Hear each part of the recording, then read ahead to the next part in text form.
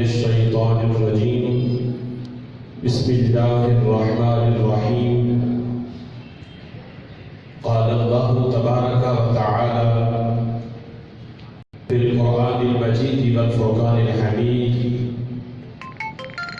ولقد كرمنا بني آدم وحملناهم في البر والبحر ورزقناهم من الطيبات وفضلناهم على كثير ممن خلقنا تفضيلا صدق الله العظيم. قال الله تبارك وتعالى في شأن حبيبه مخبرا وآمرا إن الله وملائكته يصلون على النبي يا أيها الذين آمنوا صلوا عليه وسلموا تسليما. الصلاة والسلام عليك يا سيدي يا رسول الله وعلى آلك وأصحابك يا سيدي يا حبيب الله. الصلاة والسلام عليك يا سيدي يا نبي الله وعلى آلك وأصحابك يا سيدي يا نور الله. مولاي صل وسلم دائما أبدا على حبيبك خير الخلق كلهم هو الحبيب الذي ترجى شفاعته لكل حول من الأحوال مقتحم منزه عن شريك في محاسنه فجوهر الحسن فيه غير منقسم. محمد ذكره روحا لأنفسنا محمد شكره فرض على الأمم محمد تاج رسل الله كاتبة محمد صادق الأقوال والكلم. يا رب صل وسلم دائما أبدا على حبيبك خير الخلق كلهم. اللہ وحدہ لا شریک کی حمد و ثنا اور حضور سرور کائنات مفخر موجودات زینت بسر کائنات باعث تخلیق کائنات دستگیر جہاں حامی بے کساں سید سروران قائد المرسلین خاتم النبیین احمد مصطفیٰ جناب محمد مصطفیٰ صلی اللہ تعالی علیہ وبارک وسلم کے دربار دربار دربار ناز میں ہدیہ درود و سلام عرض کرنے کے بعد نہایت ہی معزز محتشم حضرات و سامعین، اللہ تعالیٰ کے فضل اور توفیق سے جمعۃ المبارک کے اس بابرکت اور پرنور اجتماع میں ہم سب کو شرکت کی سعادت حاصل ہو رہی ہے. میری دعا ہے رب ذوالجلال ہم سب کی حاضری اپنی بارگاہ میں قبول فرمائے اور رب ذوالجلال ہمیں قرآن و سنت کا فہم عطا فرمائے. آج کے جمعۃ المبارک میں میری گفتگو کا موضوع ہے احترام انسانیت. میری دعا ہے رب ذوالجلال ہمیں قرآن و سنت کے احکامات سنا کر اس پر عمل کی توفیق عطا فرمائے. حضرات محترم، انسان کی عزت اور احترام کے حوالے سے رب ذوالجلال نے اپنی سب سے عرفہ اور اعلیٰ لاریب کتاب قرآن مجید فرقان حمید میں متعدد آیات رب ذوالجلال نے نازل فرمائی ہیں جن میں خلق کائنات جل جلالہ نے انسان کی عزت اور احترام کو اللہ تعالیٰ نے بیان کیا. بلکہ اگر یہ بات کہی جائے تو اس میں بھی مبالغہ نہیں ہے کہ قرآن مجید فرقان حمید کا موضوع ہی انسان کی ذات ہے. ہم جو بھی علم پڑھتے ہیں اس سے پہلے اس علم کا موضوع بیان کیا جاتا ہے، جیسے علم طب کا موضوع بدن انسانی ہے کہ اس علم کے اندر انسان کے بدن کے متعلق بحث ہوتی ہے کہ بدن کے جس حصے میں بیماری ہو، جو حصہ متاثر ہو، اسے درست کیسے کیا جائے۔ تو جس طرح علم طب کا موضوع بدن انسانی ہے، اسی طرح ہر علم کا کوئی نہ کوئی موضوع ہے، علم صرف کا، علم نحو کا، علم حدیث کا۔ ایسے ہی قرآن مجید فرقان حمید کا موضوع حضرت انسان ہے۔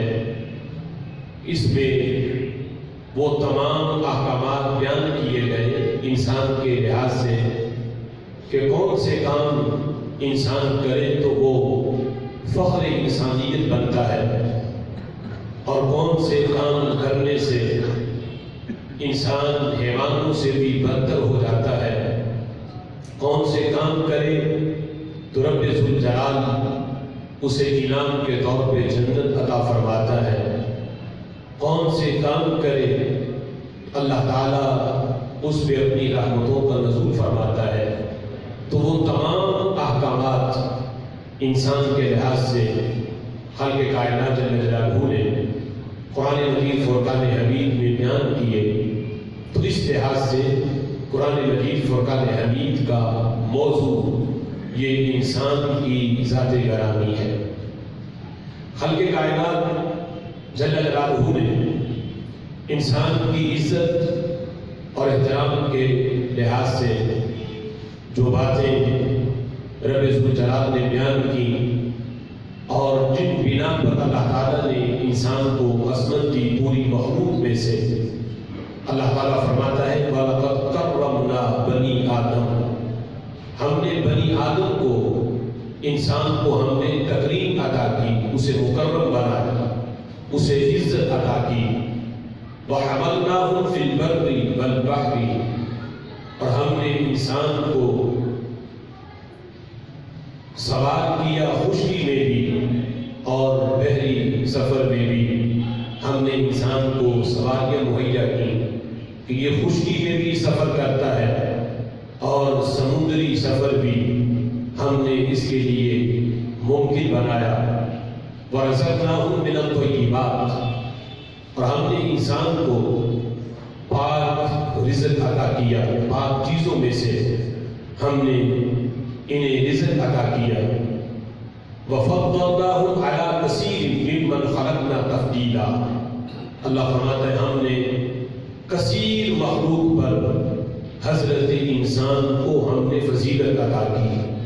اللہ تعالیٰ کی بہت سی مخلوقات ہیں، ان میں سے اکثر پر اللہ تعالیٰ نے انسان کو عظمت اور فضیلت عطا کی۔ اس آیت کریمہ میں رب ذوالجلال نے انسان کی فضیلت اور اس کی عظمت کی 4 چیزوں کو بیان کیا۔ پہلے اللہ فرماتا ہے کرمنا، ہم نے انسان کو تکریم دی، اسے مکرم بنایا، اسے عزت عطا کی۔ وَحَمَلْنَاهُ، اور ہم نے انسان کو سوار کیا خشکی میں بھی اور بحری سفر میں بھی۔ وَرَزَقْنَاهُمْ، اور اللہ فرماتا ہے ہم نے انسان کو رزق دیا۔ وَفَضَّلْنَاهُمْ، اور ہم نے انسان کو فضیلت عطا کی۔ اب اس سے پتہ چلا کہ احترام انسانیت یہ کتنی بڑی چیز ہے، اور اس کی پاسداری کرنا، اس کو برقرار رکھنا، انسان کی عزت کو، یہ کتنا اہم فریضہ ہے۔ آج اگر کسی انسان کی تذلیل کی جائے، اس کی عزت اور احترام نہ کیا جائے، تو یہ صرف انسانیت کی ہی توہین نہیں بلکہ اللہ تعالیٰ کے انعام کی توہین ہے جو رب ذوالجلال نے ایک انسان کو عطا کیا ہے۔ تو ایک بندہ جو اللہ تعالیٰ پر جس کا ایمان ہے، قرآن پر ایمان ہے، تو اسے انسانیت کا احترام بھی اللہ تعالیٰ نے اس پہ فرض کیا۔ اگر اللہ تعالیٰ کی ذات پر ایمان تو ہے، لیکن انسان کی قدر و قیمت اور اس کی عزت اور اس کا احترام اس کے دل میں نہیں ہے، تو گویا کہ اس کا اللہ تعالیٰ کی ذات پر ایمان بھی اس کا کامل نہیں ہے۔ رب ذوالجلال کی ذات پر ایمان تب کامل ہوگا جب وہ رب ذوالجلال کے بیان کیے ہوئے جتنے بھی احکامات ہیں اس پر ایمان لائے، اور ان احکامات میں سے ایک حکم رب ذوالجلال کا انسان کی عزت اور اس کا احترام کرنا ہے۔ خالق کائنات جل جلالہ نے یہاں جو لفظ استعمال کیا وہ ہے کرمنا، ہم نے انسان کو مکرم بنایا، حالانکہ یہی عہدہ رب ذوالجلال نے فرشتوں کو بھی عطا فرمایا۔ دوسرے مقام پہ اللہ فرماتا ہے سبحانہ بل عباد مکرمون۔ جس وقت کافروں نے کہا کہ یہ فرشتے یہ اللہ تعالیٰ کی معاذ اللہ بیٹیاں ہیں، تو رب ذوالجلال نے فرمایا کہ سبحانہ اللہ پاک ہے، بل عباد مکرمون، اس بات سے کہ یہ جو کافر رب ذوالجلال کی ذات کے بارے میں یہ کہتے ہیں کہ اللہ نے فرشتوں کو اپنی بیٹیاں بنایا، اللہ اس سے پاک ہے۔ بل عباد مکرمون، یہ فرشتے اللہ کی بیٹیاں نہیں بلکہ یہ اللہ کے مکرم بندے ہیں۔ بل عباد مکرمون، یہ اللہ تعالیٰ کے عزت والے بندے ہیں۔ رب ذوالجلال نے جو عہدہ فرشتوں کا بیان کیا اللہ وہی عہدہ انسانوں کو دے رہا ہے، اور فرماتا ہے کرمنا بنی آدم، ہم نے انسان کو مکرم بنایا، ہم نے انسان کو تکریم عطا کی۔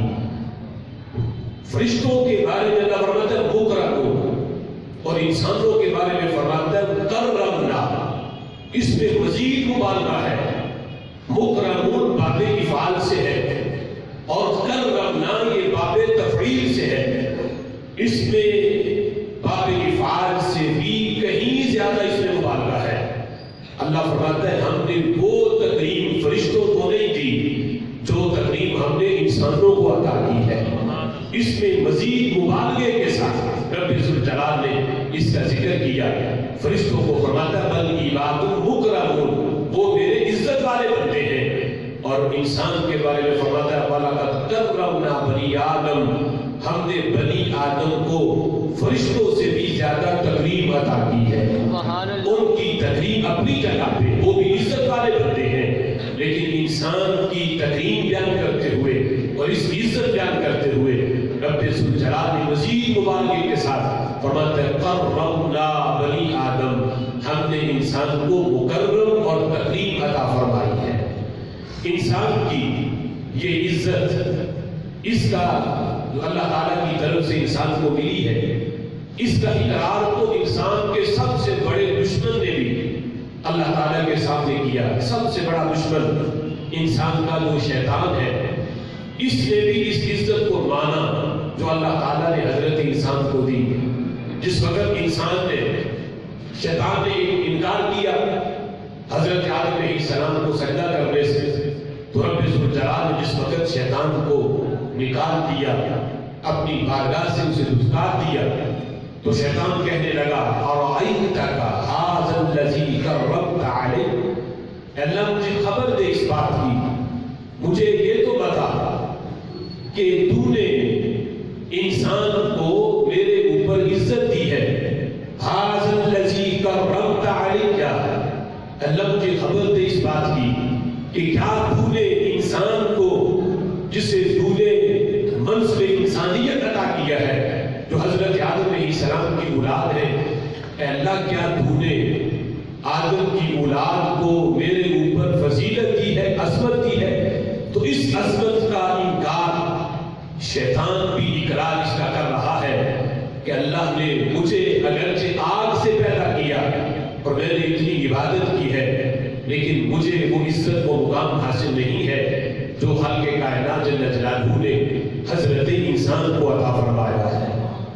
اب کرمنا کا معنی، اس کا محدثین نے کئی لحاظ سے اس کا معنی بیان کیے ہیں کہ کرمنا، اللہ کو فرما رہا ہے کہ ہم نے بنی آدم کو تکریم عطا کی ہے، عزت عطا کی ہے، تو اس کے معنی کیا ہے؟ کس لحاظ سے رب ذوالجلال نے حضرت آدم علیہ السلام کی اولاد کو عظمت اور عزت عطا کی.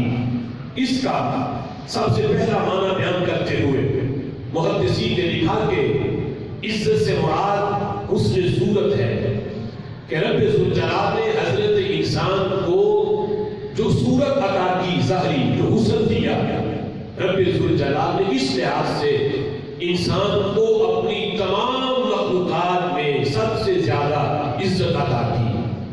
حدیث میں ہے اللہ فرماتا ہے خلق اللہ آدم علی صورتہ. حدیث قدسی ہے رب ذوالجلال نے حضرت آدم کو اپنی صورت میں پیدا کیا. اب یہ الفاظ اگرچہ متشابہات میں سے ہیں، اللہ صورت سے پاک ہے، اللہ جسم سے پاک ہے، اپنی صورت پر پیدا کیا. اگرچہ ایک معنی اس کا یہ بھی ہے کہ اللہ نے حضرت انسان کو اپنی پسندیدہ صورت میں پیدا کیا. جو صورت اللہ کو پسند تھی اللہ نے یہ صورت حضرت انسان کو عطا کی. انسان کی جو ظاہری باڈی ہے اگر اس پہ غور کیا جائے تو اس میں اتنی حکمتیں ہیں، اس میں اتنا حسن ہے، اور اس میں رب ذوالجلال کے قدرتوں کا ایسا شاہکار ہے کہ انسان ہر حسن پہ غور کرے تو اسے پتہ چلے کہ رب ذوالجلال نے انسان کی دو آنکھیں بنا، دو کان بنا، دو ہاتھ بنا، اور پھر ہاتھ میں 5 انگلیاں بنا، پھر انگلیوں کے جوڑ بنا. انسان کی آنکھیں اللہ نے پیدا کی اس کے اسٹیٹ پہ سامنے لگا دی، اور کان بنائے تو اس کے سائڈوں پہ لگا دیے. ایسا نہیں کیا کہ آنکھیں سائڈ پہ ہوتی اور کان سامنے لگائے جاتے. اس میں بھی حکمتیں ہیں کہ آنکھ صرف سامنے دیکھتی ہے. اگر کانوں کی جگہ پہ آنکھیں ہوتی تو انسان کو سامنے نظر نہ آتا. کان تو چاروں طرف سے سن لیتے ہیں، اس لیے اللہ نے کان سائڈوں پہ لگا دیے. آنکھ صرف آگے دیکھتی ہے، سائڈ پہ نہیں دیکھتی، اس لیے آنکھ اللہ نے سامنے لگا دی. ہاتھ بنائے تو یہ بھی 2 بنائے، بازو بنائے تو 2 بنائے. اگر ٹانگ ایک ہوتی تو چلنا انسان کے لیے مشکل ہوتا. ٹانگیں 2 بنائے تاکہ اسے جو ہے شان و شوکت کے ساتھ یہ زمین پہ چل سکے.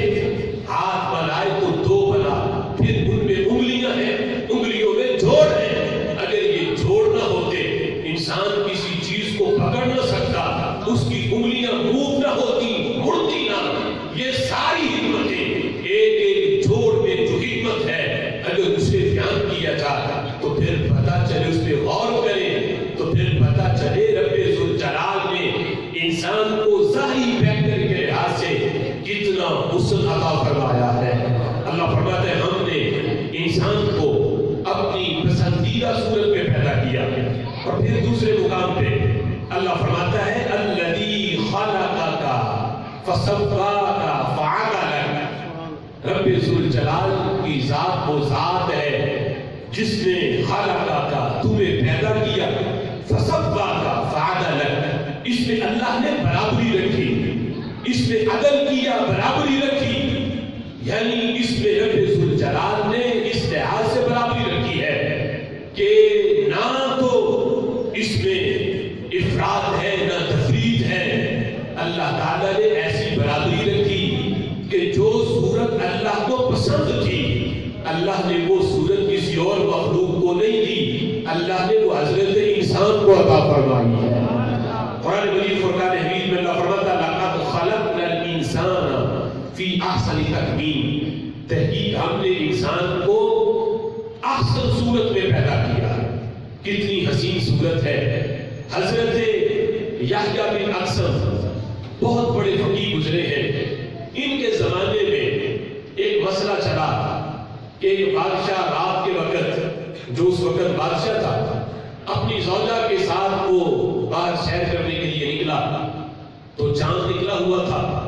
تو اس نے اپنی زوجہ سے یہ کہا کہ اگر تو چاند سے زیادہ حسین نہ ہو تو تجھے طلاق ہے. جب یہ جملے اس نے اپنی زوجہ کے بارے میں بولے، اس وقت کے جو علماء تھے ان تک یہ مسئلہ پہنچا تھا. تو انہوں نے کہا کہ طلاق واقع ہو گئی. اس لیے کہ چاند سے زیادہ تو تمہاری بیوی حسین نہیں ہو سکتی. چاند تو بڑا حسین ہے. کسی کی حسن کی کثرت بیان کرنی ہو تو چاند سے لوگ تشبیہ دیتے ہیں. تو تمہاری زوجہ تو اتنی حسین نہیں ہے، لہذا اسے تو طلاق پڑ گئی. جب یہ مسئلہ چلتے چلتے حضرت یحییٰ بن اقسم تک پہنچا تو آپ نے فرمایا یہ طلاق واقعہ نہیں ہوئی اس لیے کہ تم نے قرآن میں نہیں پڑھا. اللہ فرماتا ہے لقد خلقنا الانسان فی احسن تقویم. چاند کے بارے میں اللہ نے یہ نہیں فرمایا، انسان کے بارے میں فرمایا ہے کہ ہم نے انسان کو احسن صورت میں پیدا کیا. ایک حسن ہوتا ہے، ایک حسین ہوتا ہے، اور ایک احسن جو حسن کی سب سے بڑی ڈگری ہے اللہ نے یہ حضرت انسان کو عطا کی ہے. لہذا اس کی بیوی بھی چونکہ انسانیت کا ایک فرد ہے، انسان کا ایک فرد ہے، لہذا چاند میں وہ حسن نہیں ہے جو بادشاہ تمہاری بیوی کے اندر موجود ہے. لہذا تمہاری بیوی یہ چاند سے زیادہ حسین ہے. یہ میں اپنی طرف سے نہیں کہتا، اس کے حسن کو تو اللہ کے قرآن نے بیان کیا ہے. لہذا تمہاری زوجہ کو طلاق نہیں پڑی. کہاں چاند کا حسن؟ وہ بھی رب کی مخلوق ہے اور انسان یہ بھی رب کی مخلوق ہے. اللہ نے کسی مخلوق کے بارے میں یہ نہیں کہا کہ میں انہیں احسن بنایا ہے. اللہ تعالیٰ نے یہ ڈگری دی ہے تو یہ حضرت انسان کو عطا فرمائی ہے. یہ سب سے بڑی ڈگری حسن کی رب ذوالجلال نے انسان کو دی ہے. لہذا چاند کے اندر وہ حسن نہیں جو اللہ تعالیٰ نے ایک انسان کو عطا فرمایا ہے. اس لحاظ سے خلق کائنات جل جلالہ نے انسان کو تمام مخلوقات میں سے تکریم اور عزت عطا کی ہے. دوسرا معنی محدثین نے اس کا بیان کرتے ہوئے یہ بھی بیان کیا کہ وَلَقَدْ كَرَّمْنَا بَنِي آدم، کہ ہم نے جو بنی آدم کو عزت دی تو اس کی ایک وجہ یہ بھی ہے کہ 4 حالتیں ہیں اللہ تعالیٰ کی بندگی اور اس کی عبادت کی. ایک ہے حالت قیام، ایک ہے حالت رکوع، ایک ہے حالت قعود اور ایک ہے حالت سجود. یہ 4 حالتیں ہیں. تو کہتے ہیں کہ اللہ نے یہ 4 حالتیں اپنی مخلوقات میں سے اکٹھی کسی کو نہیں، اگر ملی ہے تو صرف حضرت انسان کو ملی ہے. بقیہ جتنی بھی مخلوقات ہیں انہیں اللہ نے صرف ایک حالت دی ہے. کہتے ہیں دیکھو درخت، اللہ نے انہیں حالت قیام عطا کی، رکوع نہیں. سیدھے کھڑے ہیں، حالت قیام ملی ہے. یہ سیدھے کھڑے رہ کے اللہ کی بندگی کرتے ہیں. اور یہ جو جانور ہیں اللہ نے انہیں حالت رکوع عطا کی، سر جھکا رہتا ہے. حالت رکوع ملی ہے انہیں، حالت قیام نہیں ملی. کہتے جو پہاڑ ہیں انہیں حالت قعود ملا، یہ بیٹھے ہیں زمین پہ، حالت قعود انہیں ملا ہے. یہ حالت قعود کی عکاسی کر رہے ہیں. اور کہتے ہیں جتنے بھی حشرات الارض ہیں جو زمین پہ رینگتے ہیں انہیں اللہ نے حالت سجود دی ہے. ہر مخلوقات میں کسی نہ کسی کو ایک حالت ملی ہے، لیکن یہ انسان کی عزت ہے، انسان کی تکریم ہے. اللہ نے انسان کو یہ 4 حالتیں عطا فرمائی ہے. اللہ فرماتا ہے الذین یذکرون اللہ قیاما وقعودا وعلی جنوبہم. یہ انسان کی ہے جو رب کا ذکر کبھی حالت قیام میں کرتا ہے، کبھی حالت رکوع میں کرتا ہے، کبھی حالت قعود میں کرتا ہے اور کبھی حالت سجود میں کرتا ہے. رب ذوالجلال نے تمام مخلوقات میں سے انسان کو اس لحاظ سے بھی عظمت کی ہے. یہ جو چاہے اپنی حالت بنا کر اپنے رب کو یاد کر سکتا ہے. بقیہ مجبور ہے، بقیہ اپنی حالت بدل نہیں سکتے، وہ مجبور ہے. اللہ نے ایک حالت دے کر انہیں بند کر دیا. درخت جھک نہیں سکتے، جانور حالت قیام اختیار نہیں کر سکتے، پہاڑ حالت قیام اختیار نہیں کر سکتے، حشرات الارض حالت قیام اختیار نہیں کر سکتے. یہ مجبور ہیں، ان کی ایک حالت اللہ نے پکی کر دی ہے. لیکن یہ انسان کی عزت ہے، انسان کی تکریم ہے. اللہ نے 4 حالتیں اپنی عبادت والی بندگی والی کے حضرت انسان کو عطا فرمائی ہے.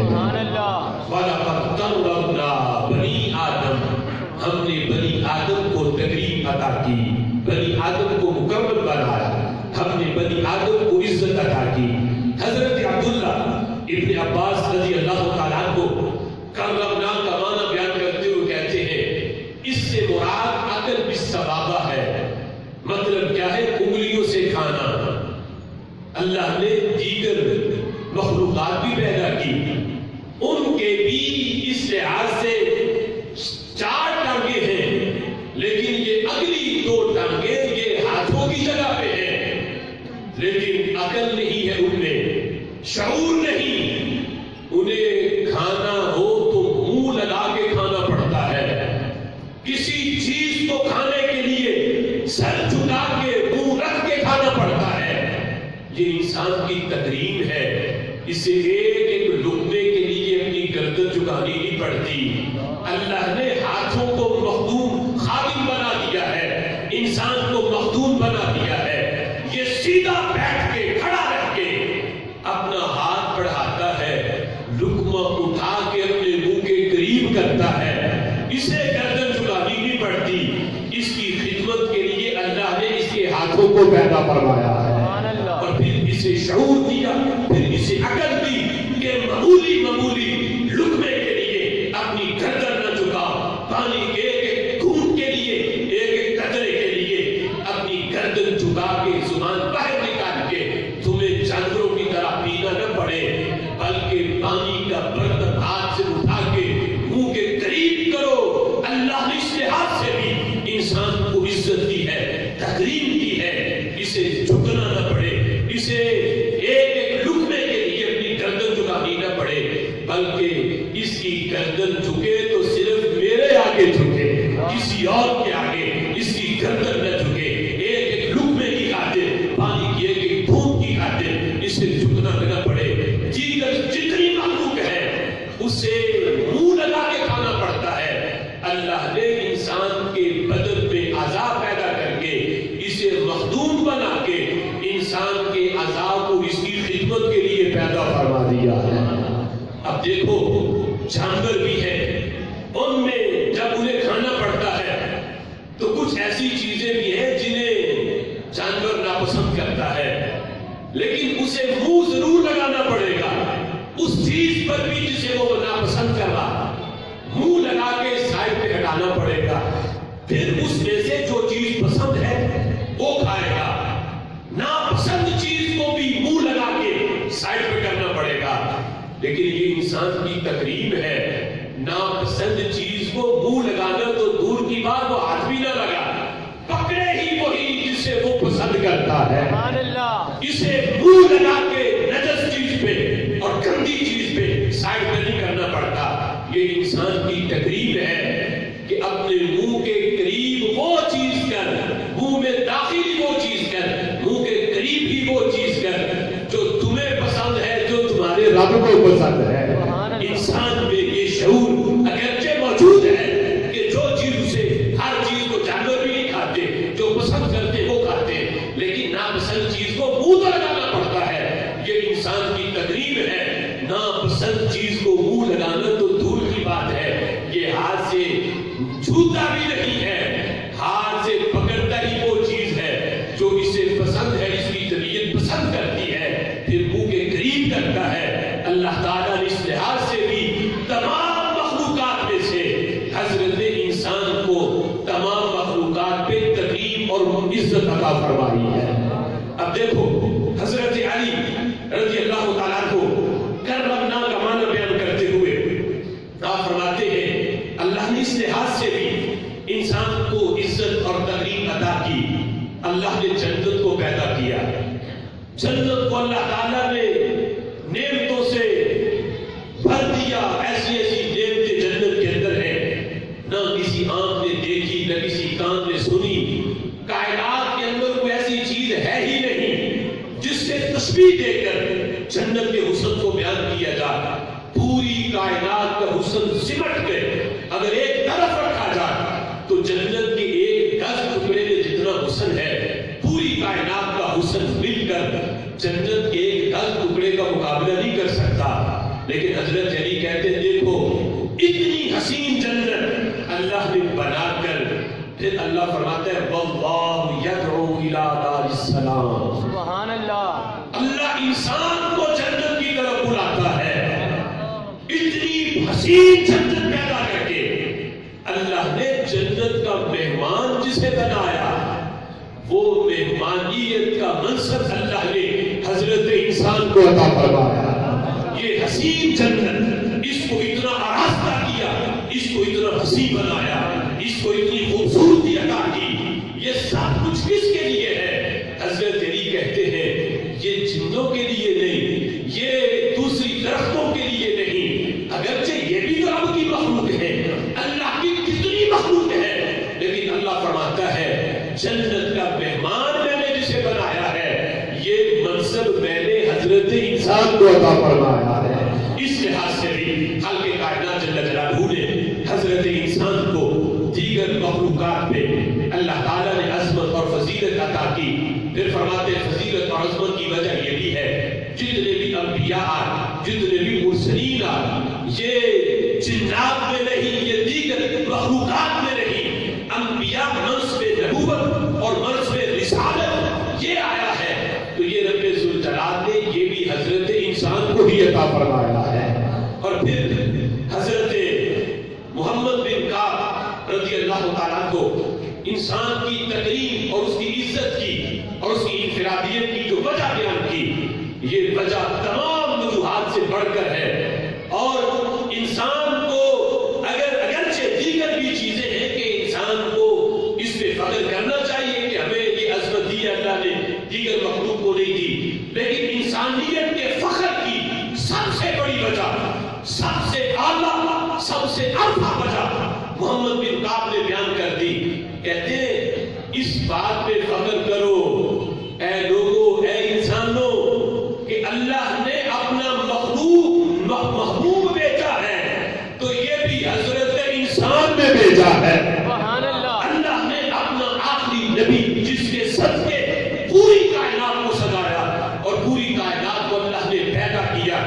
مخلوق کی ایک چیز بھی اللہ پیدا نہ کرتا اگر اللہ نے اپنے محبوب کو پیدا نہ کرنا ہوتا۔ اللہ نے اپنے محبوب کو بھیجا ہے تو انسانی صورت میں بھیجا ہے، انسانی شکل میں بھیجا ہے، انسانوں میں اللہ نے پیدا کیا ہے۔ یہ انسانیت کے فخر کی سب سے بڑی وجہ ہے کہ رب ذوالجلال اگر اس لحاظ سے فرشتوں کو عزت دیتا تو اپنا نبی فرشتوں میں بھیجتا، جب فرشتوں میں نہیں بھیجا، انسانی شکل میں بھیجا ہے، تو پھر ماننا پڑے گا وہ تکریم اور وہ عزت اللہ نے مجموعی طور پہ فرشتوں کو عطا نہیں کی جو اللہ تعالیٰ نے حضرت انسان کو عطا فرمائی ہے۔ اور پھر دیکھو کیسی تکریم ہے، کیسی عزت ہے۔ رب ذوالجلال نے دیگر مخلوق کو بھی، جن میں حشرات الارض ہے، جن میں جانور ہے، اللہ نے انہیں زبان دی، لیکن ان کی زبان جب بولتی ہے تو صرف ایک بولی کو بولتے ہیں، ایک قسم کی آواز نکلتی ہے، ایک قسم کی بولی بولتے ہیں۔ لیکن اللہ تعالیٰ نے انسان کو اس لحاظ سے بھی دیگر مخلوقات پہ عزت اور تکریم عطا کی ہے۔ انسان کے منہ میں زبان ایک ہے، دو نہیں، تین نہیں، بناوٹ بھی ایک ہے، چاہے وہ انسان پاکستان کا ہو یا وہ مدینہ شریف کا ہو یا وہ ہندوستان کا ہو، امریکہ کا ہو، پوری کائنات میں جتنے انسان ہیں زبان کی بناوٹ ایک جیسی، زبان بھی ایک، لیکن پنجاب میں بولے تو بولی اور ہے، سندھ میں بولے تو بولی اور ہے، بلوچستان میں یہی زبان حرکت کرے تو بولی اور ہے، یہی زبان اگر مدینہ شریف میں بولے تو بولی اور ہے۔ زبان ایک، بناوٹ ایک، لیکن ایک زبان ہزاروں بولیاں بولے۔ اس لحاظ سے بھی رب ذوالجلال نے حضرت انسان کو تمام مخلوقات پہ اللہ نے عزت اور تکریم عطا فرمائی ہے۔ پھر تکریم اور عزت کی ایک وجہ یہ بھی ہے، اللہ نے اپنی نیابت اور اپنی خلافت کا منصب فرشتوں کو نہیں دیا، کسی اور مخلوق کو نہیں دیا۔ اللہ نے اپنی نیابت کا منصب اور اپنی خلیفہ ہونے کا منصب بھی اگر اللہ نے دیا ہے تو یہ بھی حضرت انسان کو عطا فرمایا۔ حضرت آدم علیہ السلام کو اللہ نے خلیفہ بنایا، لیکن ایک لحاظ سے ہر انسان اللہ کا نائب ہے، اللہ کا خلیفہ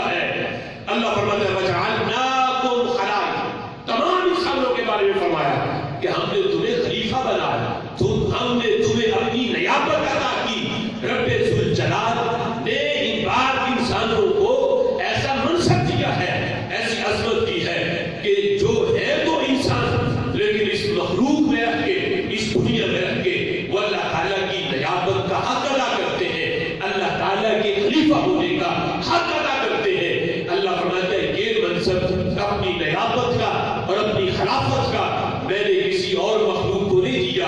یہ منصب بھی ملا ہے تو اللہ نے حضرت انسان کو عطا فرمایا ہے. اس لحاظ سے رب ذوالجلال نے حضرت انسان کو عزت دی ہے، تکریم دی ہے. دیکھو اللہ نے فرشتوں کو پیدا کیا تو اللہ نے انہیں صرف عقل دی، انہیں شہوت نہیں دی. فرشتے شہوت سے پاک ہیں. جب شہوت نہیں تو اسی وجہ سے وہ گناہوں سے معصوم ہے، وہ گناہ نہیں کر سکتے. گناہ ان سے صادر ہو ہی نہیں سکتا کیونکہ ان میں شہوت ہی نہیں. عقل ہے، شہوت نہیں.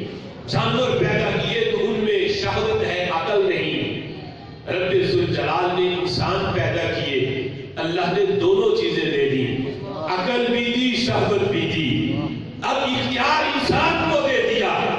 عقل استعمال کر کے اگر شہوت کو مغلوب کر لے، عقل غالب آ جائے تو پھر اللہ فرماتا ہے یہ وہ انسان ہے جو فرشتوں سے بھی بڑا مقام حاصل کر لیتا ہے. سبحان اللہ. کہ ان میں عقل تھی، شہوت تھی ہی نہیں.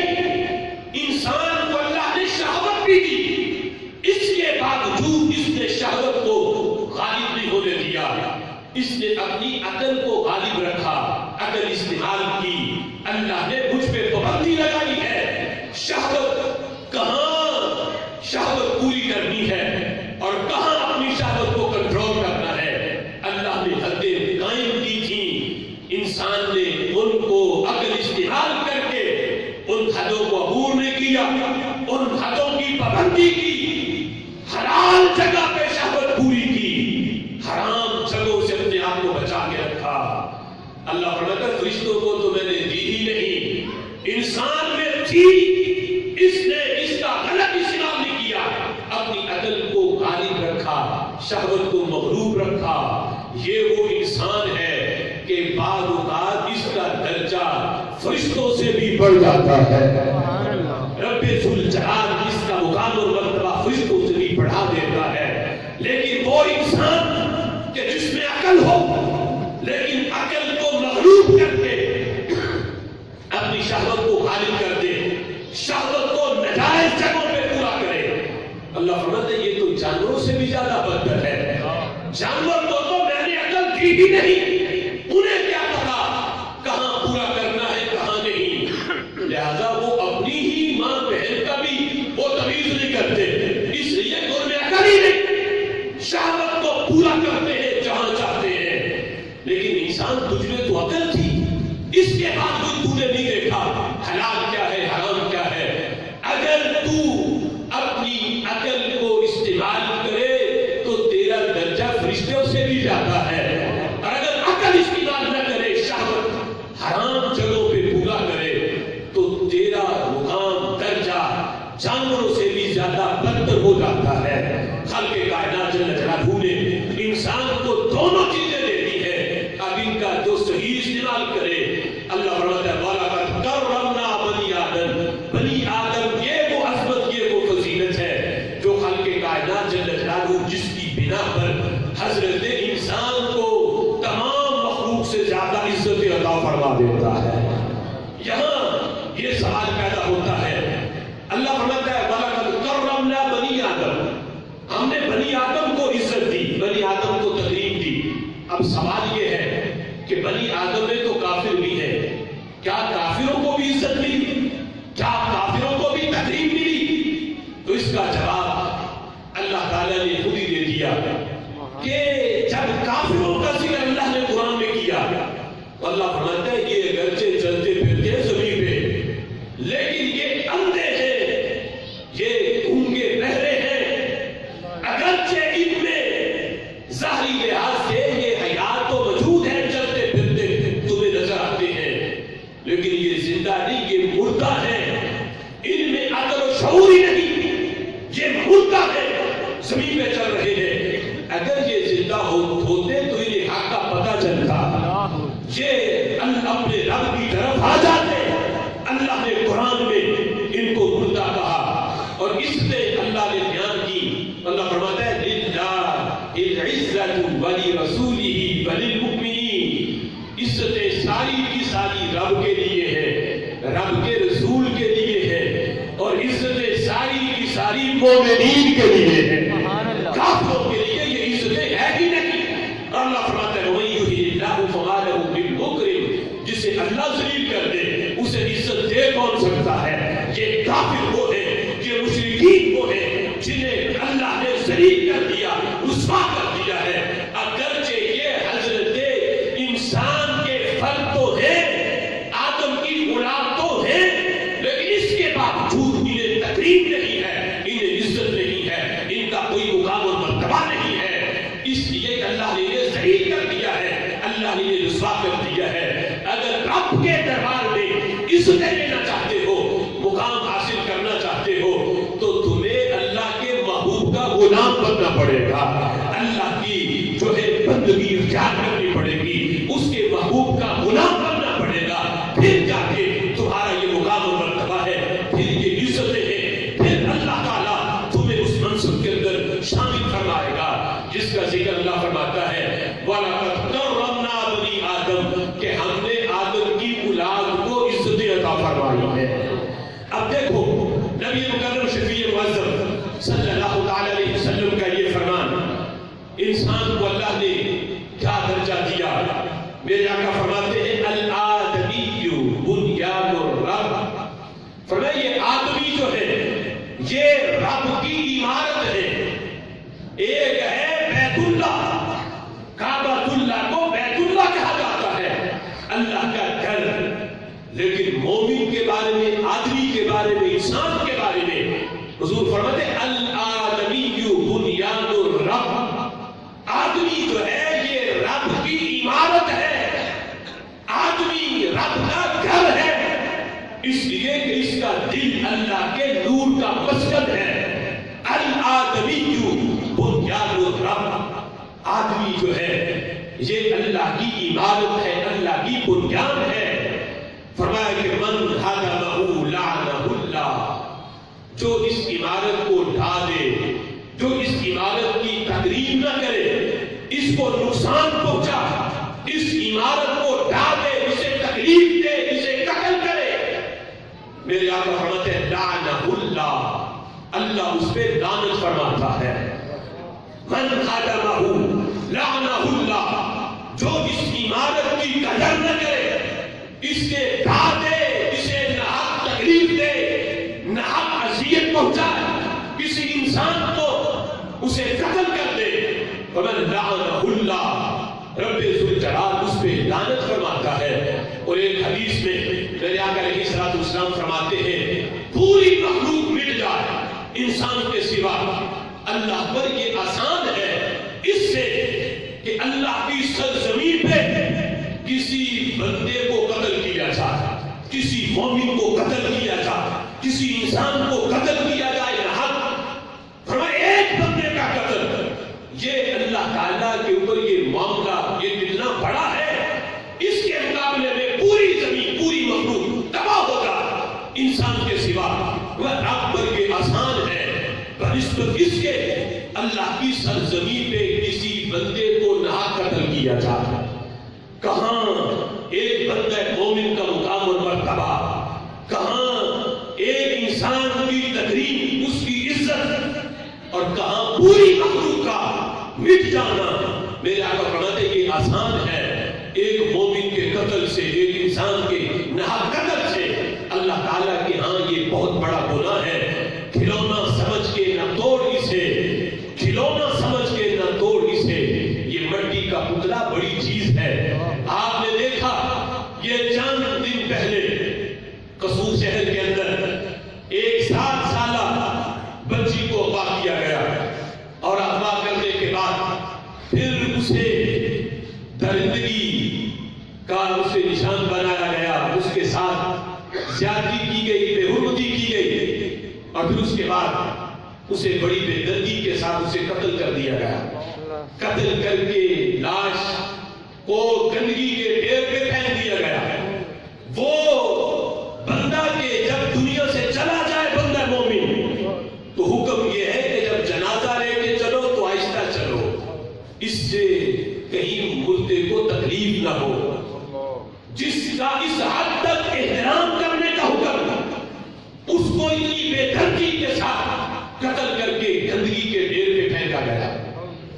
اور پھر جو مسلمان اس کے اس وحشیانہ عمل پہ اس کے خلاف آواز اٹھا رہے تھے، انہیں پولیس نے ننگی گولیاں مار کے انہیں بھی قتل کیا، شہید کیا، ان پہ گولیاں برسائیں، جس کے نتیجے میں متعدد مسلمان زخمی ہوئے، 2 بندے شہید ہوئے۔ اتنا وحشیانہ سلوک انسانیت کے ساتھ کیا گیا، مسلمانوں کے ساتھ کیا گیا، جو اپنے خلاف آواز اٹھا رہے تھے کہ اس کی روک تھام ہونی چاہیے، ہمیں انصاف ملنا چاہیے، ان پہ تشدد کیا گیا، گولیاں برسائی گئی اور انہیں قتل کر دیا گیا۔ اتنا وحشیانہ سلوک یہ حکومت نے ان لوگوں کے ساتھ کیا۔